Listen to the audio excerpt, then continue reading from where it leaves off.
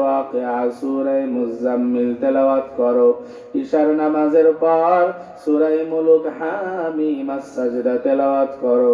মাঝে মাঝে সূরা তাহা, সূরা মারইয়াম তেলাওয়াত করো। বনি ইসরাঈল, আল্লাহ তাবারাক ওয়া তাআলা এই সূরাগুলো তেলাওয়াতের কথা বুজুর্গানে দিনরা বলেছেন।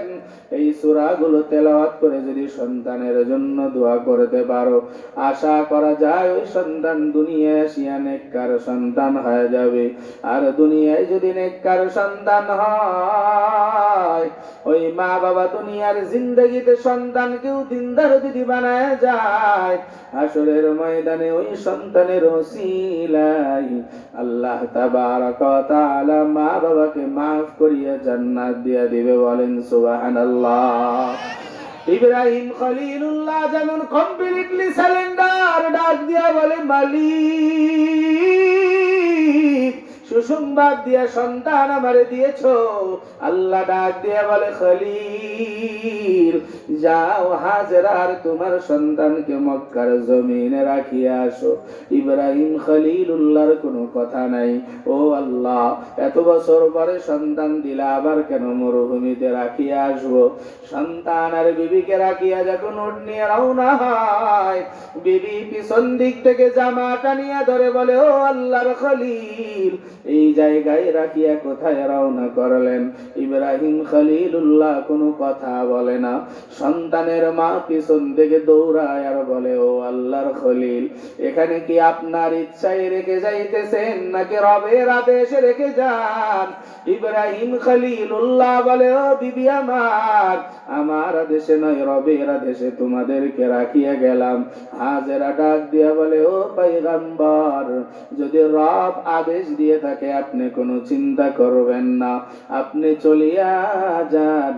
যেই রব আদেশ করেছে সেই রবের আদেশ পালন করেন, আমরাও পালন করব। তাফসীরের কিতাবে আসছে ইব্রাহিম খলিলুল্লাহ চুচারা শব্দ করেন নাই। মুফাসসির ইকরামগণ বলেন এটার নাম হলো মুসলমানি, এটার নাম হলো আল্লাহর গোলামি। ঠিক না ঠিক? জোরে বলেন। আর আজকে কি আমরা এমন কথা শুনি? মসজিদের মেম্বারে খতিব সাহেব প্রতি শুক্রবারে বয়ান করে। আচ্ছা, আমার একটা কথার জবাব দেন, আজ পর্যন্ত কোন আলেম গুনাহের কাজ করার আদেশ দিছে? চাই সে আলেম ভণ্ড হোক, চাই সে সহি হোক। কোনদিন বলছে যে আজকে থেকে আর নামাজ পড়েন না, আজকে থেকে সুদ ঘুষ খাবেন, হেরোইন খাবেন, বাবা খাবেন, এগুলা বলছে কোনদিন কোন আলেম? কথা পায় না। বলছে কোনদিন যে কোনদিন আর বেপরদাই করবেন না? এ কথা কোন আলেম বলছে? তাহলে সব আলেম তো এক কথাই বলে যে বাবা রে, ও ভাই, নামাজটা ধরো, পর্দা করো, হালাল হারাম মেনে চলো। কি কথা ঠিক না? তারপরও আমরা এই কান দিয়ে ঢুকাই, ওই কান দিয়ে বাহির করে ফেলি। একজন আলেম সে তো আপনার থেকে অনেক বড়। কি কথা ঠিক না? আজকে আমাদের এই মানার মাধ্যা নেই, আমরা মানতে চাই না। আমরা আবার নিজেদেরকে অনেক বড় পণ্ডিত মনে করি, যে হুজুর কি বোঝে, হুজুরের থেকে আমি বেশি বুঝি। কথা কয় না? কি এমন আছে না নাই সমাজে? জোরে কন, আছে না নাই? 26 বছর মাদ্রাসায় পড়ছি, বয়স তো একবারে বেশি না, অল্প বয়স। 26 বছর পড়াশোনা করার পরেও এখনো মনে হয় যে কোরআনের কিছুই বুঝি নাই। আর আপনি জীবনে কোনোদিন মাদ্রাসায় বারান্দায় গেলেন না, কোন আলেমের সোহবতে থাকলেন না, ছোটি কয়েকটা বই পড়ে এসে দুনিয়ায় ফতোয়া দেয়, তাও আবার দেয় কোথায় বসে? চা স্টলে বসে। বড় বড় মুফতি আছে না নাই? জোরে কন, আছে না নাই? এই গ্রামগঞ্জের অবস্থা আরো মারাত্মক। ওই টিভির ভিতরে যেসব বক্তারা যা কয়, টিভির ভিতরে যা শোনে, ওইটাই মনে করে যে এটাই সঠিক। আর একজন মুফতি সাহেব 30 বছর পরে মুফতি হয়েছে, একটা ফতোয়া দেয়, কয় হুজুর আপনার এসব ফতোয়া মানে না, টিভিতে অমুকে কইছে এই কথা। কথা পায় না? ভুল বললাম? তাহলে আমান্না সাল্লাম না হলো কেমনে আপনার আমার? হইছে? একজন আলেম, আলেমকে আলেমের পর্যায়ে রাখেন। সে আপনাকে একটা আদেশ করেছে, এই আদেশ আপনাকে মানতে হবে। কেন? সে আদেশ করেছে কোরআন আর নবীর আদর্শ থেকে। সে নিজের মন গড়া কোনো কথা বলে নাই। কি কথা ঠিক না? জোরে বলেন। এই যে মসজিদের মাহফিল, মসজিদ সুন্দর করতেছেন, আজকে মাহফিল দিচ্ছেন উন্নতি করবে, মসজিদ উন্নতি হবে, কিন্তু মুসল্লি ফজরের নামাজের সময় মুয়াজ্জিন সাহেব মুরব্বী মানুষ রেখে দিয়েছেন, তার তো ডিউটি, এখন মনে না চাইলেও সে আশা লাগে। ইমাম সাহেবও তারও ডিউটি, মনে না চাইলেই আশা লাগে। এখন মুয়াজ্জিন সাহেব এসে আজান দিয়ে ঝাড়মার দিয়ে চুপ করে বসে থাকে তসবিহ একটা নিয়ে, আর ইমাম সাহেব চিন্তা করে কি করব, যাব না কি করব। এখন ইমাম মুয়াজ্জিন সাহেব যদি সহি তেলাওয়াত তোলা হয়, তাহলে ইমাম সাহেব ফোন দিয়ে কয়, চাচা মুসল্লি তো বেশি আসবি না, তুমি একটু নামাজটা পড়ে দিও বাবু। কথা কয় না? তো মসজিদের উন্নতি করে লাভ কি আপনার আমার? লাভ আছে? আমার আব্বা জান আলহাজ কারি তাজুল ইসলাম সাহেব রহমতুল্লাহ আলাইহি একটা কথা বলতেন, রাগ করতেছেন? এ বাবা একটু কথা শুনে যান, দূরের থেকেও না, আমি আপনাদেরই তো এলাকার সন্তান, কারুর নাতি, কারুর সন্তান, ভাতিজা, এই তো। হ্যাঁ, তাহলে দুনিয়ার জিন্দগিতে একটু বোঝেন। আমার বাবা বলতো, মসজিদের উন্নতি করবে মসজিদ উন্নতি হয়, মাদ্রাসার উন্নতি করবে মাহফিল, মাদ্রাসার উন্নতি হয়, গোরস্থানের উন্নতি করবে গোরস্থানেরও উন্নতি হয়। আর আমি ছেলের মধ্যে আগেও যেমন ছিলাম এখনো তেমনই আছি, আমার ভিতরে কোনো উন্নতি নেই। তাই মাহফিল করে মাহফিল শুনে কোনো লাভ আছে? মাহফিলের একজন সভাপতি কয়, হুজুর আমি 40 বছর মাহফিলের সভাপতি থাকি, মুখের ভিতরে একটা নাই দাড়ি, প্যান্ট শার্ট পরে বসে থাকে ভাব নিয়ে, আবার যদি কই যে সূরা কাউসার শোনার, ওর ওযুই নষ্ট হয়ে যায়।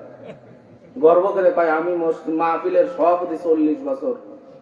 তোর সভাপতি হইতে কইছে কিনা?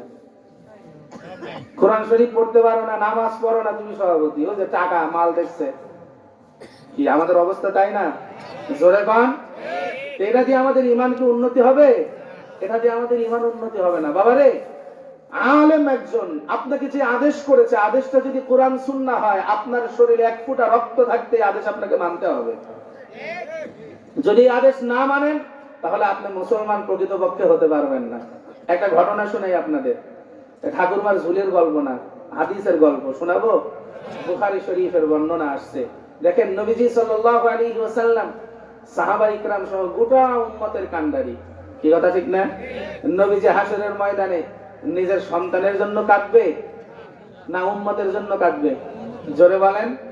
সমস্ত নবী পয়গম্বররা বলবে রব্বি হাবলি নাফসি নাফসি ইয়া উম্মতি, কেউ বলবে না, সবাই বলবে নাফসি নাফসি। আর একমাত্র আপনার আমার নবী, সে বলবে রব্বি হাবলি ইয়া উম্মতি। কি কথা ঠিক না? এই নবী দুনিয়ার জিন্দেগিতে কি তালিম দিয়ে গেলেন। হযরত আবী হুরায়রা রাদিয়াল্লাহু তাআলা আনহু থেকে হাদিস বর্ণিত।